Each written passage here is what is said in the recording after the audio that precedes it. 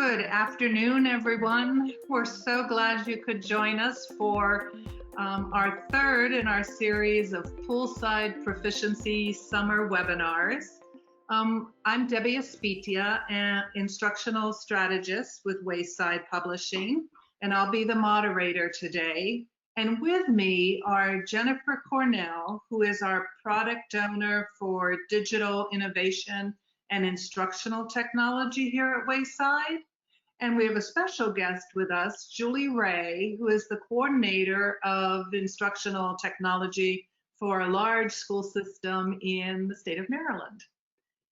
We're going to hear a little bit more from Julie and Jen in just a minute as they talk to us about designing online experiences for students using learning management systems. But first, a little housekeeping. At various points throughout the webinar, we are going to have the opportunity for you all to ask questions. So please post your questions under the question tab on your GoToWebinar control panel, which should be down the side of your screen. Also, just as a reminder, our webinar is going to last an hour, and we're going to record it. And then we'll post a copy of the link to the webinar on our website at waysidepublishing.com, and you'll get notification about that. If you're having any difficulties, you may not be able to hear me telling you this, but try logging off and then logging back on again. Or if it persists, contact customer service at GoToWebinar on their site. And if there's anything that you would like to share with your professional learning network on Twitter, and we know there will be, please use the hashtag Poolside Proficiency and tag us at Wayside Publish. And so let me turn it over now to our presenters, Jen and Julie. Debbie, thank you so much. We, along with all of you, know how important technology is and online learning and teaching has been for the past several months, and how it will continue to be part of the daily work that is coming up this school year. And we so appreciate you all joining us today. We want to get the chance to talk about meaningful aspects of online learning as we continue to make that shift from face-to-face to the remote learning classroom. As product owner here at Wayside, I feel really proud getting to bring to life online features that are requested and wanted by all of you. I wanted to have my good friend Julie here join me today because she is also helping to pave the way in bringing to light the importance of instructional design and technology as a visionary leader within her district. And she is working so hard to make sure online learning experiences are active and meaningful. So Julie, thank you so much for joining me today. Sure, excited to be here. As we get started, if we look at our outcomes, they're all about looking at ways we can create our impact with designing online learning experiences.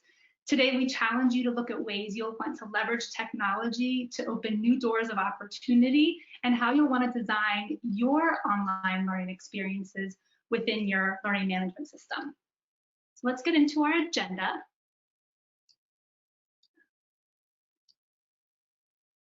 My screen. There we go. We've got 4 big bucket ideas to ground us in this journey as we design our online learning experiences. And the big one first up is community building and reflective tools that we know are needed so that there can be a focus on the relationships. We know how important relationships are to be able to get to know students and to have students buy into the work and what we want them to do in the classroom so that they have that trust and will say, okay, I am ready to do the tasks that you present to me. It will strengthen the class environment and help strengthen language growth that you are striving to make within your classroom. Then we're going to go into various online learning frameworks and experiences. And as we go through these experiences and frameworks, Please remember to keep in mind backwards design, alignment to standards, and best practices within world language instruction. After that, we're going to get into the topic of equity and access and look at some resources and tools. And lastly, we'll look at ways of measuring online learning experiences. And the goal of everything today is really to create an impact, to not only enhance what students learn in school, but what they learn about themselves and how they engage in the world around them. We want to poll you guys and get you involved in this presentation with us today. And since this session is all about using an LMS to design online learning experiences, we want to hear from you and what learning experience or learning management systems you're using or will be using for the start of the school year. So go to my favorite site called menti.com, and you'll see it on the screen here with you. And there is a code. So go to menti, MENTI.com, and type in the code 636344. And you're going to see some options either on your phone or desktop computer that will say, are you using the Wayside learning site? You're using Canvas, Schoology. I can already tell people are populating their answers, whether you're using a combination or something else. Just keep in mind when you're entering in your answers, here at Wayside, we integrate with all of these LMSs here, whether it be Canvas, Schoology, Google Classroom. So just reach out and get in touch with us. But Julie, what LMS are you guys using within your district? We are using Canvas as our LMS in Howard County Public Schools in Maryland. Excellent. See some really good answers here. It looks like Canvas is taking the lead. Next up, Google Classroom. So this is fantastic. It looks like other, maybe some Blackboard or Moodle, quite a bit using the Wayside, Google Classroom. Thank you for engaging with us. So let's get into now how we can create impact while learning and teaching online. And for all the world language teachers today, maybe any other content areas joining us, we have a lot on our mind on how we can even begin to start making stronger strides in those curricular connections with students and teaching online. And one of the most important aspects is getting to know our learners so that we can design meaningful experiences in the classroom. That focus is always that global learner, right? And so how can we do that online? We have to remember that just like in face-to-face learning, students are always at different places. So even with online learning, we're going to have to scaffold and pace appropriately. We're going to have to look at gaps that may exist, that will exist, and focus on proficiency so we can make those gains. Julie, I'm going to ask you a question. If you could name one thing to get us started in the top thing of design online learning experiences, what would it be? Well, I think if we've learned anything from this past spring and all the online learning many of us have engaged in, I would say that the key is making sure you're connecting with your students and your families as well. We need to build a strong relationship, and as we continue to move into more virtual learning in the fall, we need to make sure we don't forget about that community building component to ensure that all our students have a successful classroom experience. So my top would be community building. Okay, let's get into that a little bit more because you've heard me say it a couple of times. I couldn't agree with you more. Building community and relationships needs to be at the heart of our instruction, even when teaching online. The first few days and weeks, just like in a face-to-face model, need to be focused on building that community and having different opportunities for opening circles and focusing on social emotional needs. Julie, you put together some talking points here. What might we be able to recommend to teachers within their learning management system? It looked like most people have Canvas, Schoology, Google Classroom. Yeah. So I think in our school district, we've been talking a lot about what this community building is going to look like, especially as we kick off this new school year. For us, we are providing our teachers with a CEL curriculum, the social emotional learning curriculum for all our students, pre-K through 12. It's definitely one of our priorities as we continue to navigate in this teaching and learning in the distance world. We're using the CEL core competencies. There's 5 core competencies that are developed from CASTLE as our framework in guiding professional learning and the student experiences. So I think it's important to remember there's a key component of professional learning and making sure our teachers know how to engage our students in this online format, and just making sure they have the resources. We know building community online can be challenging, and one of the things that we're trying to do is ensure that there is live synchronous learning for us to connect with our students. We're providing some things like question starters for our teachers to engage in when they kick off their live virtual classrooms. What kinds of things, asking them about how their day has gone, what are some of the challenges, really making connections with our students. We want to build a climate of belonging for our students, wanting them to come back. It's important to build in routines, set norms and expectations. In the spring, we had presentations where we had elementary kids really walking them through, hey, let's make sure we mute our mics every time we get on a virtual setting. We'll raise our hand when we have to speak, and really going through some of those processes, which we take, I think, a lot for granted when we're in a face-to-face environment, and reminding them again what that looks like in a virtual world. And most importantly, I think the community building piece is making sure that we are embedding it and naturally in everything we do through the course of the year, and not just a one-shot deal, right? In our county, we talk about taking that first 2 weeks as transition weeks and building community activities through the course of, the first 2 weeks to really get them engaged. But then let's not stop there. Let's continue that through the course of the entire school year in math, in science, in social studies, in everything that we do.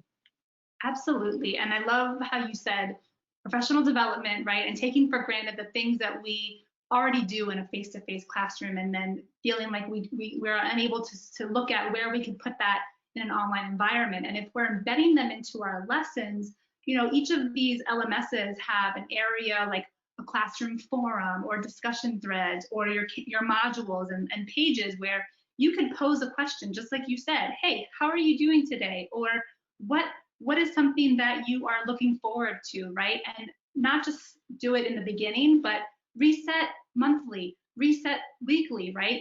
You can't over communicate in an online environment, and it's best to over communicate in this aspect. I get asked a lot in my role, well, why should I use a learning management system? And so as Julie and I were planning for today, we thought we really wanted to share a little bit about why we should use a learning management system and the goals.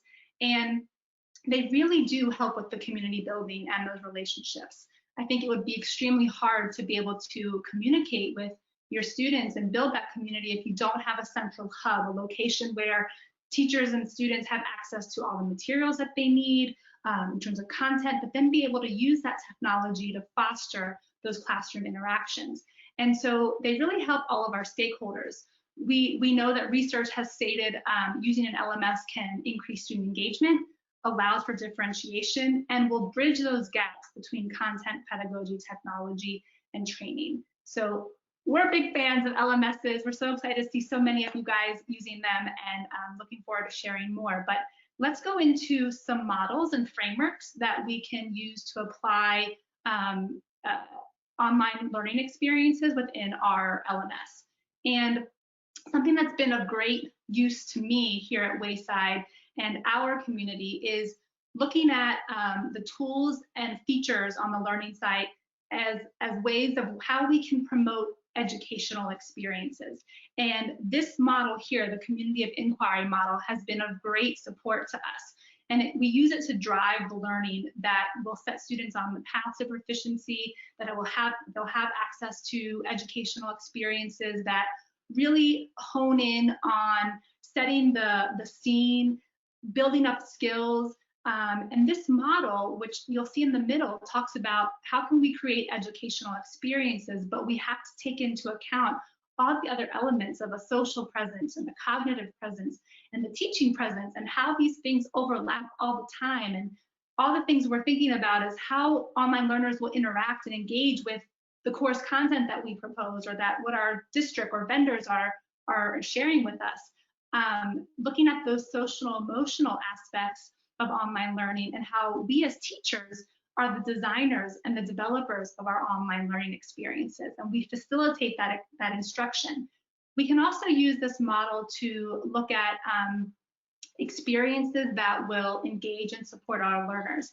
And so I wanted to share this with you guys and now give some examples of what you could do within your learning site, as Julie mentioned, embedding them into your lessons, these online learning experiences with tools that will provide experiences. So the first one here is an example of virtual reality panorama image used by the website 360 Cities. And this gives such a strong, authentic presence. We know in world languages, we are so focused on ensuring we use authentic resources to guide language, and being able to have students tour the world and experience culture through images and videos that this site allows is really exciting, because we could take our learners one step further. They're already online, but taking them one step further to travel the world and still explore culture through products, practices, and perspectives from their home. Another example is the website Nearpod. And what we really love about this website is you can search for lessons in the target language, you can engage with audio, there's also virtual reality and really strong digital components that walk students through interactive lessons. Another example, if many of you are using the Wayside products, we have some examples of integrative performance assessments that use authentic resources and guide students to solve a real-world problem and task. You might also use smaller performance tasks to solve these problems, or engage students with different modes of communication.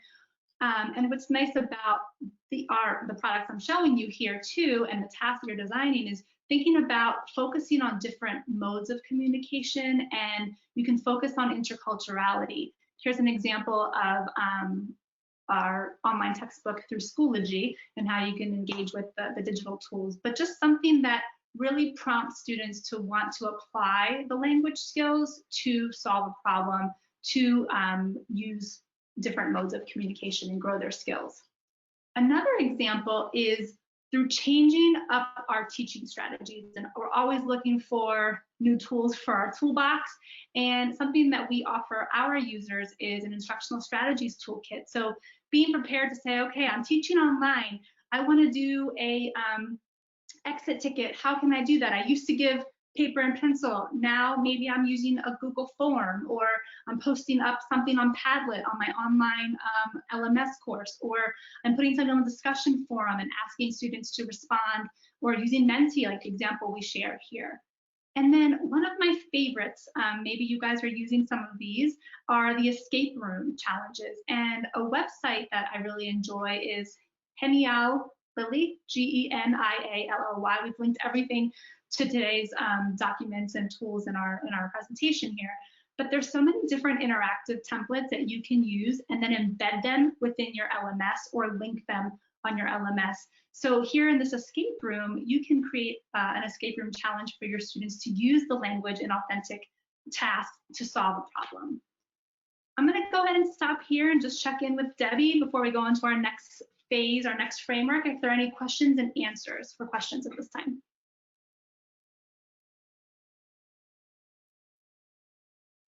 Debbie, are there any questions?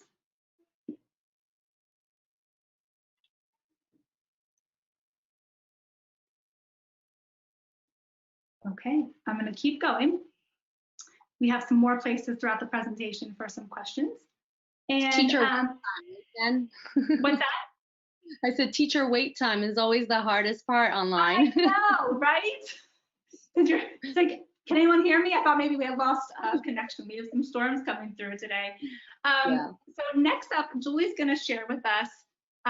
She's used the community inquiry model amongst others, but another framework is called the Technology Integration Matrix. And Julie is paving the way with her district incorporating this matrix. So Julie, tell us all about what the Technology Integration Matrix is. Sure. So the TIM, as people refer to this to, the Technology Integration Matrix, was developed by a Florida Center for Instructional Technology at the University of South Florida in collaboration with the Florida Department of Education and school districts around the state. It's a model that provides a common language, and I think that's the key word here, the common language for technology integration and professional learning.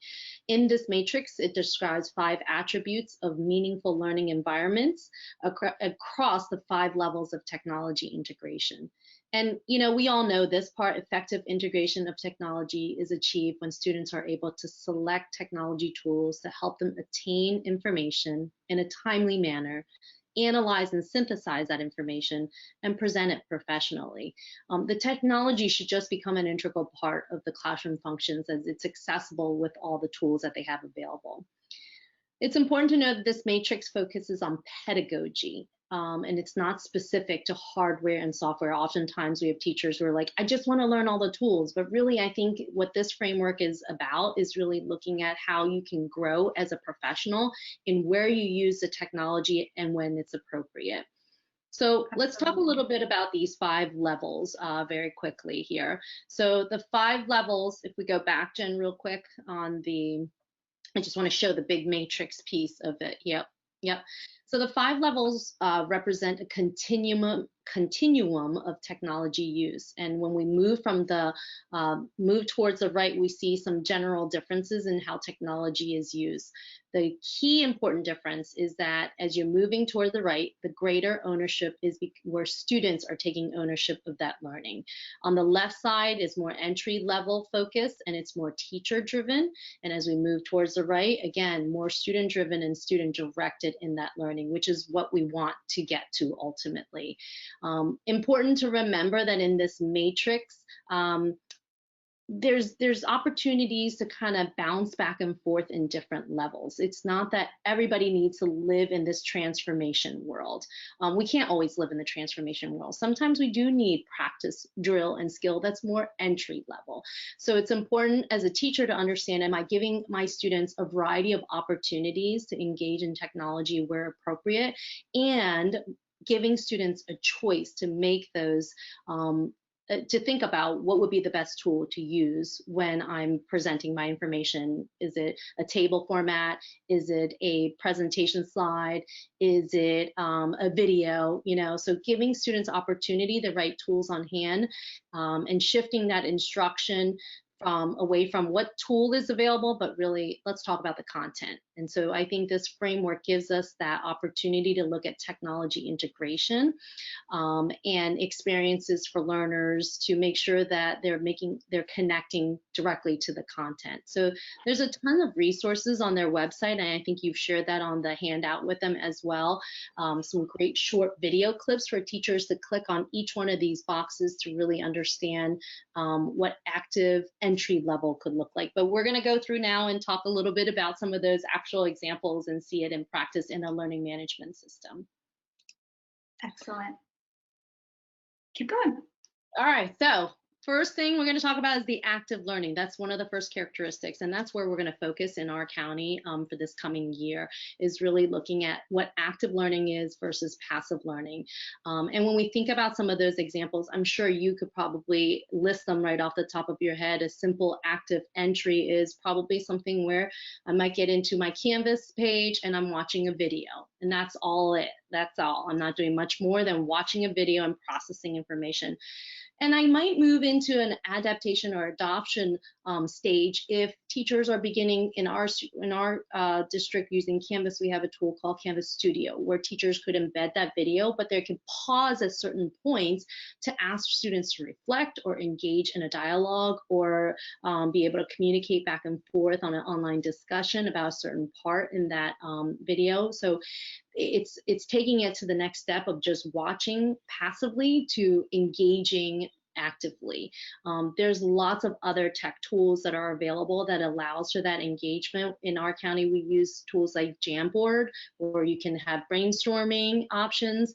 We've used tools like Nearpod or Pear Deck, which is a similar product that, again, all embed right into our learning management system, which is so nice because, again, it doesn't take kids out of that environment and saying, oh, wait, I've clicked on too many links, I don't know where anything is. So it's really bringing them all into one place here. So that's when we talk about active learning, we really want to make sure students are engaging in that learning and doing something with it.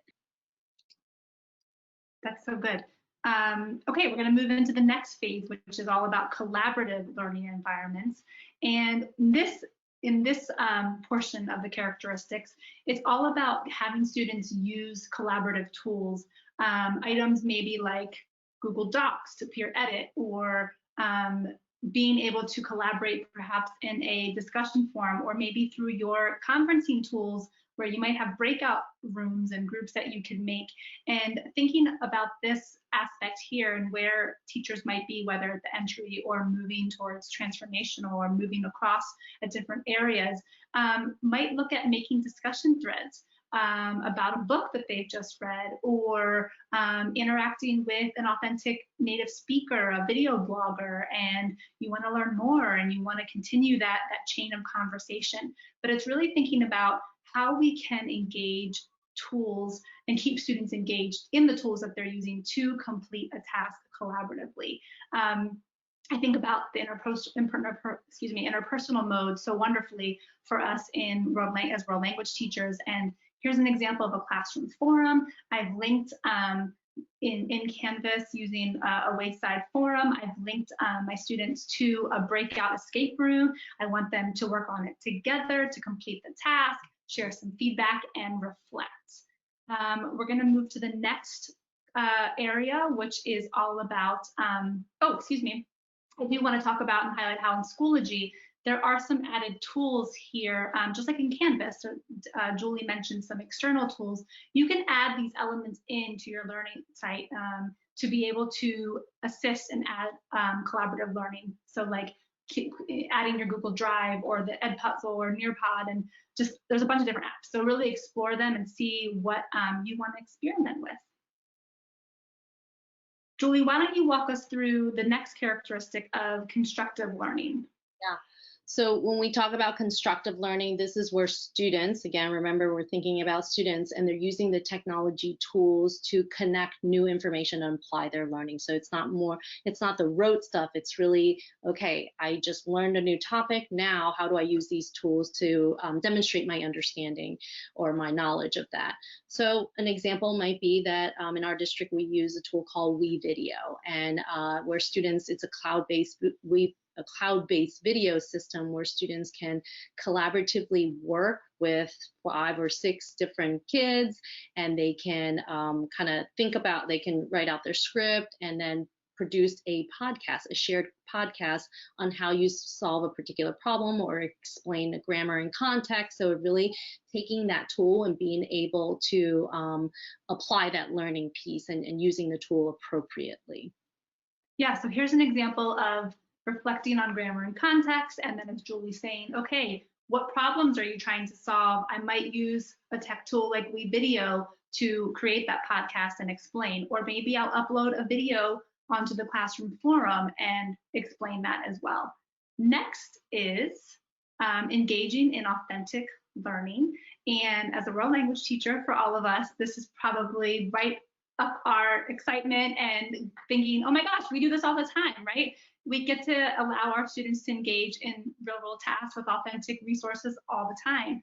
And in this characteristic, making sure that students use technology to connect learning activities that are meaningful and purposeful in authentic ways. So an example for this is thinking of the real life scenarios done within performance tasks or integrated performance assessments, where we get to take aspects of different modes of communication and say, hey, why don't you create this brochure or this itinerary, or write a letter to this blogger to find out more using authentic sources you've used. And so then if you're taking that aspect of, okay, this is what I might have done in a face-to-face classroom, and I can continue this in an online environment. Now for transformational, take a step further, and you might look at other organizations and websites like Empatico that allow you to connect with global classrooms. Other examples might be Global Connect through the Happy World Foundation, or Level Up Village, where we have the opportunities to connect content with a global perspective across the world, with other communities and other classrooms using language to bridge us. So these are some really cool examples, and that I have seen all of these in action and are just phenomenal to see students engage with language and that authenticity that comes to play. Our last component here of the characteristics on the TIM is around goal-directed learning. And with this area, we're looking at technology to create those learning experiences, but that it's infused seamlessly, right? And that we really get to be able to set goals with students and monitor progress and also evaluate results or measure without with having students always doing a reflection. So for us, some really good examples that we wanted to share is looking at creating a digital portfolio. And you can do that online with our products. I know other LMSs may also have aspects. I know when we integrate with Canvas and Schoology, we automatically are able to use our language portfolio and connect. But you may have done this in person, but digitally, this gives students such a great area where they can take ownership of their learning and reflect and upload artifacts and evidence that connect their learning in the classroom to goals and progress and benchmarks. Other ways, examples that we could do this is through looking at an example of vocabulary progression, which is one of our newest activity types. And what it does is it engages students with vocabulary and giving them real-time dashboards of learning and progress that they're making. And this is available in one of our products here. Another site that I really like is called Linko. And Linko specializes in adaptive languages or adapting languages, so that an online tool where it will be adaptive to students. So based on their progress, based on the growth that they're making, and giving real-time feedback and dashboards for learning. So when you're taking all this into account, you know, students are problem solving, they're reflecting, they're getting to look in detail, always getting that feedback to help them grow. So we can push them in their language skills across the continuum and show growth, no matter where they start, where they're coming to us, and where we want them to go in the year. Debbie, just checking in with you. Any questions coming up? Yes, we do have a couple. When you were speaking earlier about the concept of building community, I think you talked about an SEL curriculum. Do you have a resource for that curriculum that you can share with us?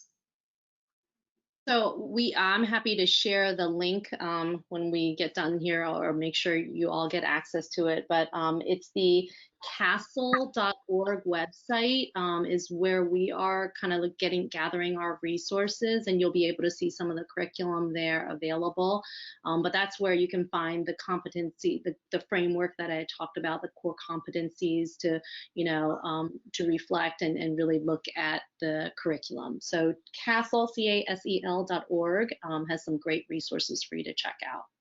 The other piece is Collaborative Classroom is another tool that we're also using that has some lessons that are built into content-specific lessons as well. So those are just two resources that you may want to check out. Thank you.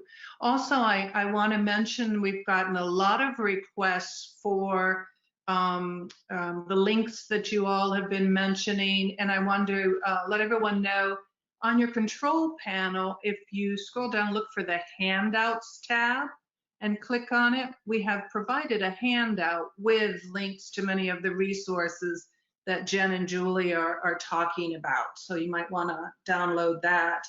I have someone who asked a question, if you could clarify a little bit more about that difference between collaborative and constructive. Sure, absolutely. Julie, do you want me to go back to some of the slides, or did you want to jump in? So when we look at these characteristics, I often find that they blend or they cross blend together. Collaborative is the focus is really around working together with students, with each other, with small groups. What are the tools available to allow for that opportunity? The Google Docs, those kinds of things where you can peer edit, you can provide feedback to one another, you can work on a particular project. And when we talk about constructive, that's really more, okay, how are they choosing the tool to demonstrate their understanding? So sometimes it could be pulled in. They can kind of overlap some of these key pieces, but the constructive is really focused around, can the students think about what tools are available to them, and then which tool is the best tool to use to kind of share your understanding in that sense? It's a great question. And Debbie, was there another one, or should we save some of these questions for afterwards? We'll be able to hear some more. I think we're okay now. Let's move on, because I know you still have a lot, and we have one, if not two more opportunities for questions. Excellent. So the next phase, you might be asking a lot of great questions, access to resources. You might be thinking, okay, so I see you've mentioned they embed these activities, fit within a learning management system. What else can I do? You've given me some frameworks to start off. We just want to take a minute to recap and show there's so many possibilities, and pick the one, right, that you want to start with, right? There's no way everything can be done at all times. We know that, and we're always growing in our element, in our craft. So if we show some other examples of knowing, okay, you can embed these items into Google Classroom or your Canvas or your Schoology pages, students already have access to wonderful content, right? And then you're adding to their experiences of using this framework and using different links that we've shared with you. You might use the classroom forum or discussion threads, etc. So you can always link and embed on your LMSs. And Julie had mentioned the external tools, digital tools element. There are tons of, if you're using Canvas, Schoology, there are tons of tutorials as well that will let you know how to walk these through. But we've got some other links to professional development just to help you guys out if there's any more need for that. And want to keep everything grounded in one location. And so that way you're not jumping around to different tabs. Students don't have to remember all these different logins, everything's seamless within a learning management system. But I did highlight a little bit on the aspect of access. And the next part of our presentation is all about how can we take into account equity and access when designing online learning experiences through the different LMSs that we're using. We absolutely must make sure that we're designing content and experiences that are equitable and accessible by all students. So Julie, what would you add to this part when talking about equity and access? Because really, there's so many facets to this, to these concepts. Absolutely. This has been a big conversation in our district as well. When I think about equity and access, there's two ways to look at it. One is the actual hardware. Do you actually have hardware to engage in this experience and the learning management system to be engaging in that? Then the other piece of access is really talking about accessibility when we think about it, and making sure that every user can experience what you're putting on your site. So when creating online content, as educators, we are really responsible for ensuring that everything can be viewable or can be accessed by students and parents. Sometimes we have teachers that think about, well, I don't have a child in my class that, you know, is visually impaired. I'm fine. I don't need to worry about that. That's not the case. We don't know what the family backgrounds are, and we want to make sure whatever we put out is fully accessible by all. And keeping in mind that there are legal components that we must adhere to as educators. There's American Disability Act, there's Section 508 compliance, there's the COMAR. So, you know, it's really important. And when I think about accessibility, I really love this graphic, these 6 key pieces as an educator to think about.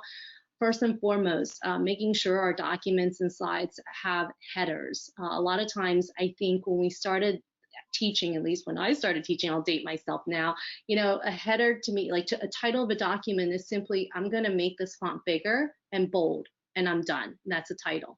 That's not really a title, right? A screen reader, if they were to read that, would just think it's a regular piece of text and that nothing stands out about it.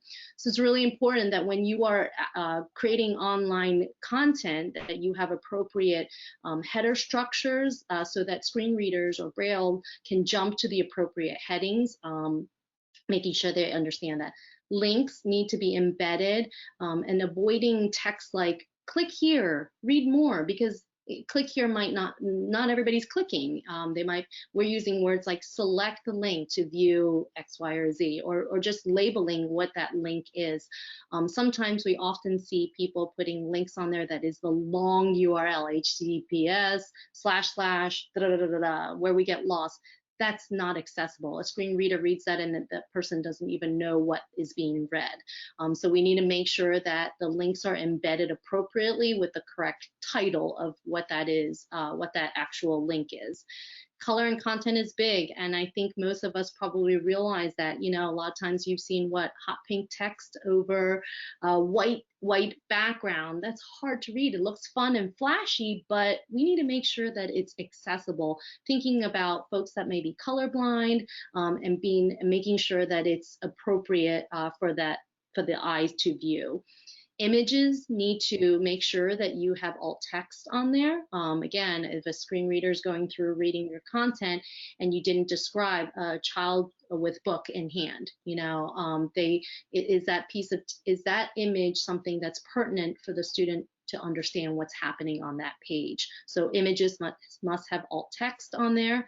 Tables, that's a big one. I think as educators, we love to create tables because we like organization and the structure, but tables really should be used for data purposes. Every table that you're putting on an online content should have some type of row header and column header so that as the screen reader reads it, it knows what's happening in each one of these boxes. And then the last most important is media, making sure that all your videos are captioned and that it provides a transcript. This is a huge load on educators because, again, it's relatively easy to make a video, but then making sure that your videos are closed captioned is really important to ensure all users can access. Our school district, when we started with building online content or engaging in virtual learning, we were looking at Zoom and Google Meet. We ended up with using Google Meet because it provides live captioning for the live experience so that, again, all students are able to use that caption if they need it, and we're not worried about not providing the equitable access for all our students. So I think that those are our key points when you're building online content. It's something that you really want to be mindful of and making sure that your content is accessible to all. Absolutely. I mean, there's so many elements. We want success in all of our students, and we don't want to have any barriers to learning. And you might be thinking, okay, if I don't get training in my district, what are some online tools or more resources I can look at to find out more about accessibility and equity? And again, we've linked all of these into our presentation for you on the documents, but one of my favorite online tools is equity maps and being able to make sure, how do I track participation? How do I track different items within my classroom? And this online tool helps you do that. And then regarding the accessibility, we did put a couple of elements here like Crackle Docs, and which does allow Google Docs to be accessible, and how we can enhance all of the G Suite tools that we might have to use within our district. The National Center on Accessible Educational Materials has tons of materials for us to be able to ensure our content is accessible. And then Wave is a way that you could evaluate some tools that help us as instructional designers to make our content more accessible. We're getting close to the last part of our presentation, and we wanted to make sure that you guys had as much support as possible. I know we've shared a lot with you guys, but there's another tool in professional development on being able to use online tools, and they're all free. It's through the website Get Set Up. So you could get to go to getsetup.io/remote learning, and there's items on there like Julie mentioned. Hey, her district has to use Google Meet. Maybe your district is having to use that, and you want to think, I need to learn more about it. There's some training on there. Same thing with Zoom or different LMSs. Here at Wayside, we have tons of video library presentations that we could also share with you guys, but one more element to add. Julie, is there anything else that you would add in terms of like wealth of free resources out there? I was just going to say, we all know there's tons of resources out there, but the biggest learning opportunities that I get is through our social networks, and so don't ever forget the connections that you have. Feel free to reach out to us. Like, it's so great to just be able to connect with other colleagues and talk about these topics and share and get ideas from each other. So don't forget about your different, Twitters and Facebook groups and all that, because I feel like sometimes I stay up all night looking through all these different ideas that are being shared on there. So don't forget your social media networks out there. Absolutely. The last part of our time, you might be thinking about, oh my gosh, you shared so many things with me, and now I also have to figure out, how am I going to grade, or how am I going to measure these online learning experiences? And if we take a step back and look at the elements that we're designing and the content that we're providing to students and the experiences, we know we also want to think about our impact and what growth is happening in our students. And for us, when we think about measuring online experiences, we really want to stay grounded in the growth a student makes. Students are at different levels of skills and performances, and we want to always make sure that we support students where they are, push them to where they need to go, or at least document and see that growth is happening. So I've put together some talking points about, people are thinking about, okay, I have to do grades and assessments and for world languages, but if we really focus as world language teachers on the proficiency and having those conversations with our learners about proficiency, we're going to be able to bridge the gap on this topic, because we're maintaining emphasis on language performances and really what students can do with the language. We will see growth across skills by giving our students exposure to authentic material and authentic prompts and performance tasks that will allow them to communicate across skills. Using that TIM framework to be able to engage in that collaboration or the goal-oriented learning, all fit into this element and these pieces to make sure we're measuring and looking at growth. We want to look at reflection and give our students time to reflect on the progress they're making. So maybe you're incorporating that digital portfolio in your classroom, or maybe you're having them write an email on the futureme.org website that will send them an email in the future that they're saying, hey, I want to take some time to reflect on all that I've done this week in my class, whether you're doing synchronous or asynchronous learning, and they'll get it a couple weeks later and think, oh my gosh, I can already do way more than I did 2 weeks ago or 3 weeks ago. Students always love being able to do that.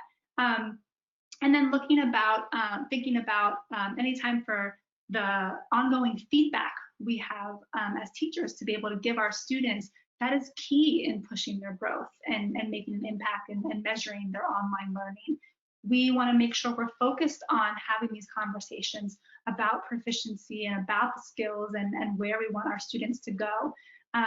We also want to make sure maybe we can include some progress dashboards, like some of the elements I showed you from Linko or vocabulary progression, and using that data and analytics to then help us think through the next phase of what we need to look at in our classroom to continue to build that community, to continue to push for rigorous instruction and continue to push our learners towards growth and becoming those global learners.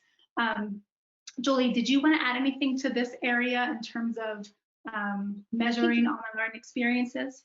Yeah, I think you've hit pretty much the key points. The only thing I would just say is for folks to just be sure to look at the learning management system you currently have. For us, it's Canvas, and there are a lot of tools built in to help you kind of gauge what that student engagement is. There are analytics. You can see, are students logging in? Are they are they accessing your content?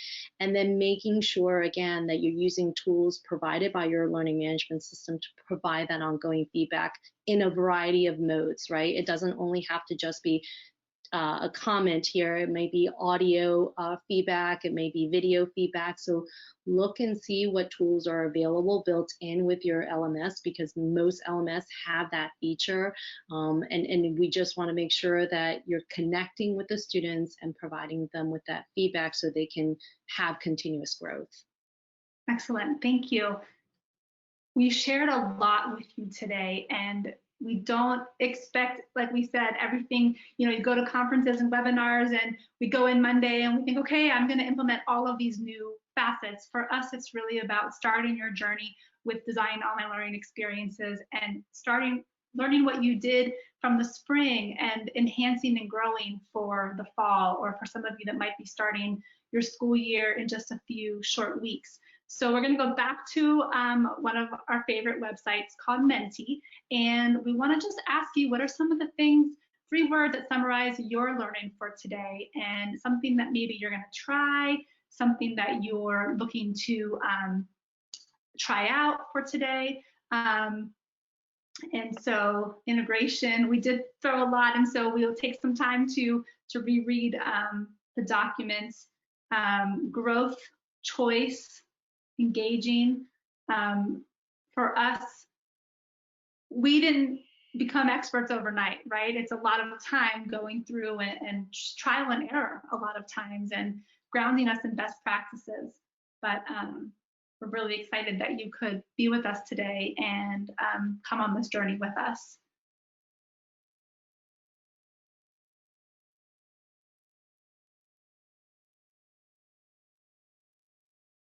With that being said, I'll let you guys continue to keep putting in your words, and we'll be able to look at these afterwards too, to reflect.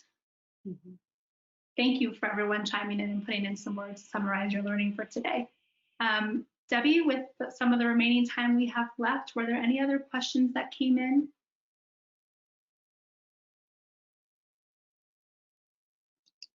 Yes.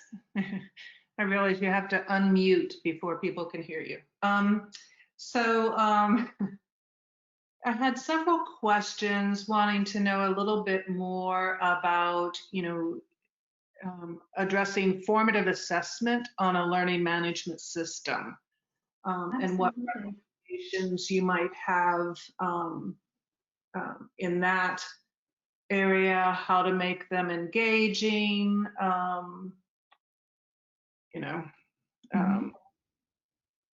just of assessments, that sort of thing. There were several different around that theme. Okay, and so absolutely, that is a hot topic, and knowing people on today's call have varying degrees of LMSs they're using. If they are using the Wayside learning management system, we have a lot of what we call quizzes or tasks embedded into our learning site that can be assigned to students, and they range from different activity types like performance tasks, multiple choice, audio, video, short answer, forum, being able to survey. So I feel like there's a good variety of activity structures to be able to assign them to students, give students multiple attempts to complete a task, so that way there aren't barriers to learning, and they might need to attempt multiple times and go from there. I know each learning management system has different settings as well that can go into play when assigning quizzes or formative assessments to students, and different avenues or platforms that could be used in addition. So like, while our website has already embedded tools, there might be online tools like a Flipgrid or a Go formative question types that you would want to embed into your LMS, like Canvas or Schoology.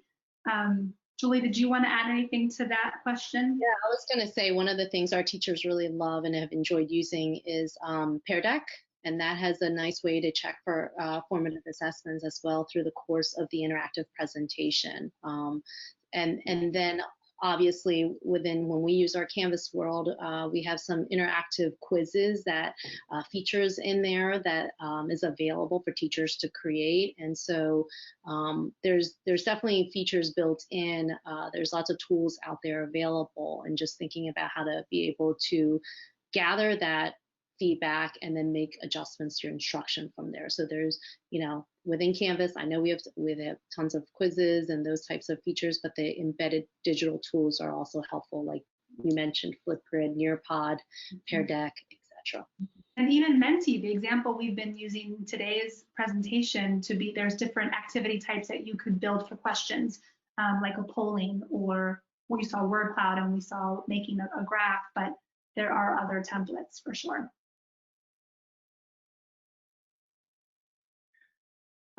One last question, maybe, depending. There were several questions around the idea of accessibility that you were discussing, and I think kind of aligned with that too is differentiation. And so if you would review for us, Jen, in terms of Wayside and the learning site, what are some of the accessibility updates that are in place? Like I know, for example, in the Spanish videos, we have the closed captioning, and we always do Spanish captions only, not English translations. But I Absolutely. So we wanted to talk about accessibility, and here at Wayside, we have gone through remediation and audits through the Bureau of Accessibility, BOIA, being able to ensure that our LMS is compliant with all learners being able to access our technology, whether it be through using a keyboard, right? Being able to access everything with a keyboard. So those are elements that have been put in place. Same thing with our PDFs. Julie mentioned a lot of the contrast of images and titles and headings.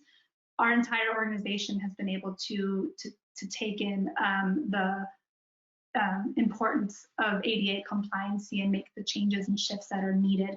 We've got an accessibility statement posted on our website that talks about how our product is aligned to ADA, and you, according to the standard, the WCAT standards, you are always working towards ADA and making shifts. So that is something that is always ongoing. But for us at Wayside, it's very important that all of our users can get on. Debbie, you mentioned the transcripts. We have transcripts provided for our audios and videos.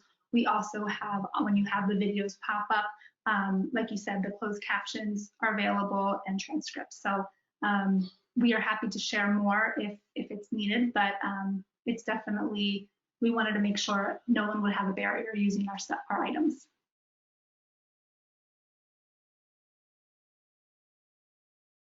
Okay. There were several questions too about translations into languages other than Yes, language that students are necessarily studying, or absolutely. Mm-hmm. So what we can do, we know parents are a key stakeholder in this process, and right now with remote learning, parents need extra communication and guidance, and for many of our families, they might be speaking a different language than what materials are presented in their school. So something that we've been sharing with our users is families can, in Chrome, download the Chrome extension.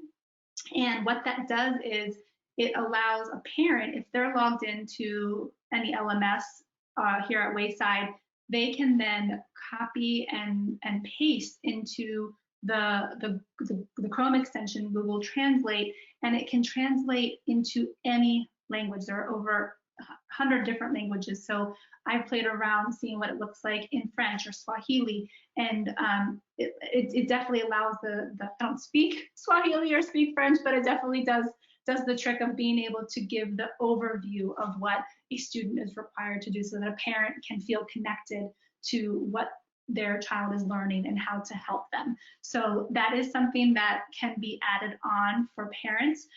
If you're using our products, it will not automatically come up for our students because we want our students to maintain immersive learning environments and be engaged with the language. But that is a little tip that we share for families. Julie, did you want to add anything to this, maybe for the users that are in Canvas or? Yeah. I know that Canvas, they have the option to, choose different languages to view. The content itself might not change, but the structure of Canvas has it for different languages.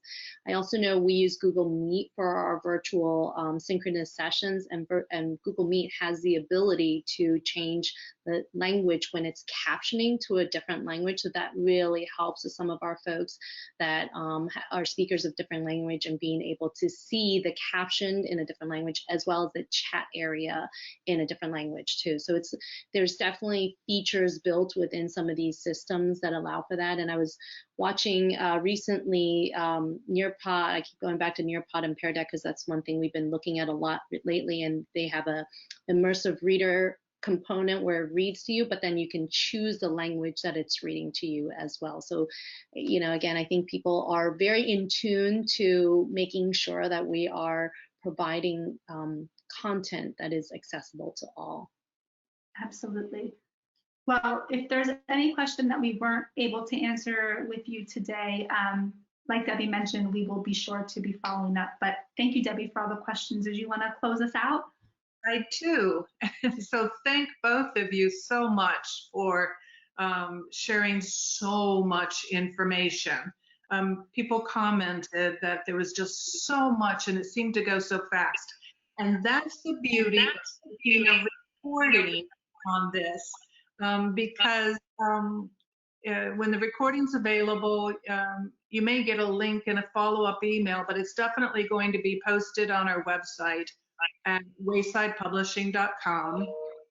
And you can then take screenshots of any pieces that you were interested in. There were several slide components requests, as well as to review some of the information again, right? And hear it a second or third time. So look forward to that recording.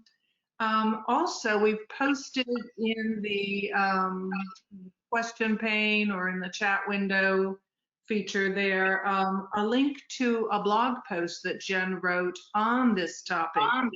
Many of the things that she talked about are referenced in there as well, so check that out. And then, stay tuned and look. In August and September, we're coming up with an additional webinar series that's going to go deeper into teaching the various components of our Entre Couture or Entre Culturas programs in an online virtual setting. So look for that series. And on behalf of Wayside Publishing, we thank you so much for joining us. And we hope you continue to have a safe and healthy summer break. So thank you, Debbie. Thank you, Julie, for being here today. Absolutely. Thank you, everybody, for joining. Bye-bye.